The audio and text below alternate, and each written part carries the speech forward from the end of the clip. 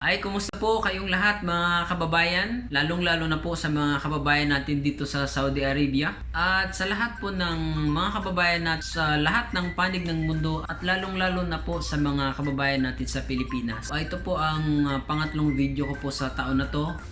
Kung naalala nyo po, yung unang video na pinalabas ko January 2 tungkol po dun sa mga updates ko po sa channel na to. Binanggit ko po dun na hindi lang mga travel vlogs ang ipapalabas natin sa channel na to, kundi magbibigay din po ako ng mga tutorials, mga tips, mga unboxing, mga reviews o kahit ano-ano pa. Sa tingin ko naman ay kapaki-pakinabang po sa ating lahat. Diretso na po tayo. Sa video na to ay isi-share ko sa inyo kung paano natin malalaman ang expiry date ng ating mga ikama. So ito po ang ikama ko, guys. Ito po, yan. Hindi ko po pwede ipakita sa inyo lahat. So sa lahat po ng mga kababayan natin dito sa Saudi Arabia, alam nila po kung ano po ang ikama. So sa mga hindi pa nakakaalam, for your information, ang ikama po ay isang permit na binibigay o ini-issue sa lahat ng mga expats dito sa Saudi Arabia under employment visa. So kung ikaw po ay nagtatrabaho dito, mayroon ka pong ikama. Kaya ko gustong i-share sa inyo ang bagay na to kasi meron po kasi akong experience last 2 days ago na nung nagpadala ako ng pera sa Pilipinas, tapos siguro umabot ako ng mga kulang-kulang 2 oras bago po ako natapos. Kaya lang po, mayroong isang tao na sa likod ko na sumunod sa akin. Nung binigay na niya yung ikama niya, kasi is requirements to kasi pag nagpapadala ka ng pera eh.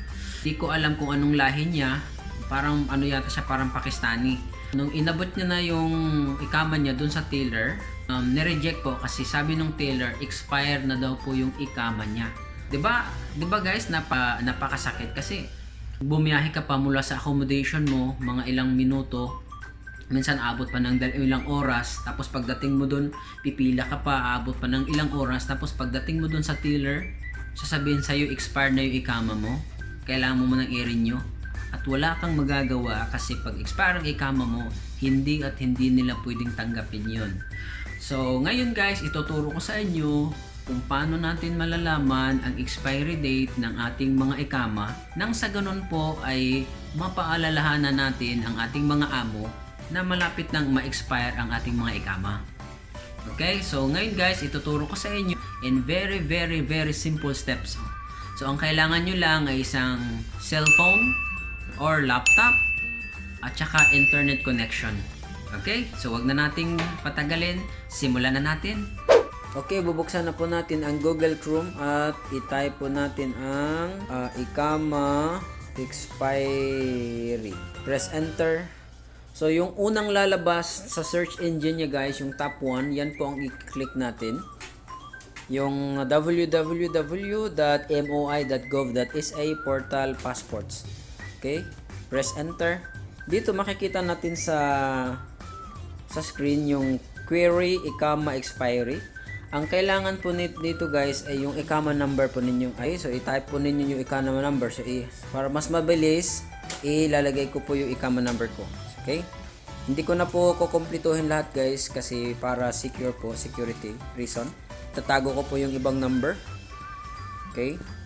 242569.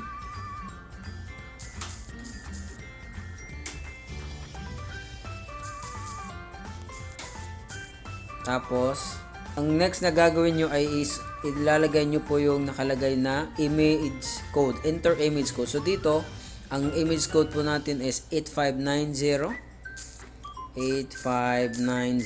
Tapos press view.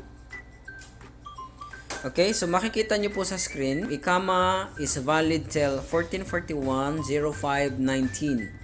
Okay, yan po ang validity o expiry, validity po ng ikama ko. Okay, so since guys, ito ay nasa Islamic calendar format o Hijri calendar format, ang gagawin po natin, i-convert po natin siya into Gregorian calendar, which is yan po ang ginagamit natin. So balik ulit tayo sa Google Chrome. Tapos i-type po natin ang date converter.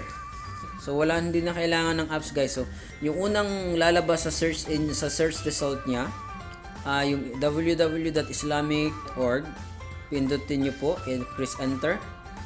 Tapos sa screen makikita nyo Gregorian to Hijri converter. So since ang ang format po natin is from Hijri or from Islamic calendar to Gregorian calendar, i-switch po natin, pindutin po natin yung switch.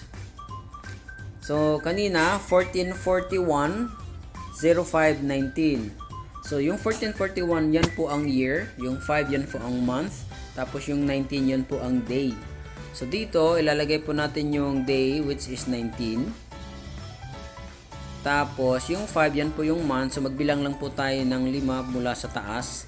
1 Muharram, Safar, Rabi al-Awwal, Rabi al-Akhir, o Jumada al-Awwal. Yan po ang panglima, pindutin nyo po. So, tapos yung year is 1441. And then, pindutin nyo po yung convert.